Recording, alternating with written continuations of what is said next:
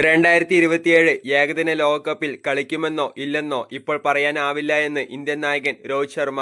ഈ നിമിഷം തന്റെ ശ്രദ്ധ മുഴുവൻ നന്നായി കളിക്കുന്നതിലാണ് എന്നും അത്തരത്തിലുള്ള പ്രസ്താവനകൾക്ക് ഇപ്പോൾ പ്രസക്തിയില്ല എന്നും രോഹിത് ശർമ്മ പറഞ്ഞു.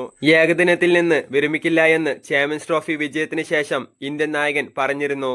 അതിനു പിന്നാലെയാണ് അടുത്ത ലോകകപ്പിൽ കളിക്കുമോ എന്ന് വ്യക്തത വരുത്താതെയുള്ള രോഹിത് ശർമ്മയുടെ പ്രതികരണം. രോഹിത് ശർമ്മ പറഞ്ഞത് ഇങ്ങനെയാണ്: നിലവിൽ ഓരോ കാര്യങ്ങളും വരുന്നതനുസരിച്ചാണ് ഞാൻ നിലപാടെടുക്കുന്നത്. കുറെ കഴിഞ്ഞ് നടക്കുന്ന കാര്യങ്ങളെ സംബന്ധിച്ച് ചിന്തിക്കുന്നത് ഗുണകരമല്ല. ഈ നിമിഷം എന്റെ ശ്രദ്ധ മുഴുവനും നന്നായി കളിക്കുന്നതിലും അനുകൂല മാനസികാവസ്ഥ രൂപപ്പെടുത്തി എടുക്കുന്നതിലുമാണ്.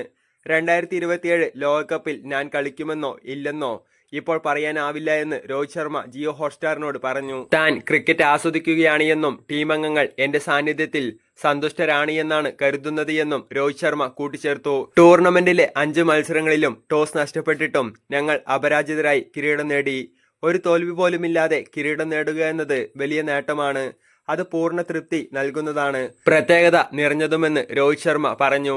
ടീമിലെ ഐക്യമാണ് കിരീട നേട്ടത്തിന് പിന്നിലെന്നും താരങ്ങളുടെ വ്യക്തിഗത നേട്ടങ്ങൾക്കപ്പുറം കൂട്ടായ വിജയത്തിനായി എല്ലാവരും പരിശ്രമിച്ചുവെന്നും രോഹിത് ശർമ്മ പറഞ്ഞു.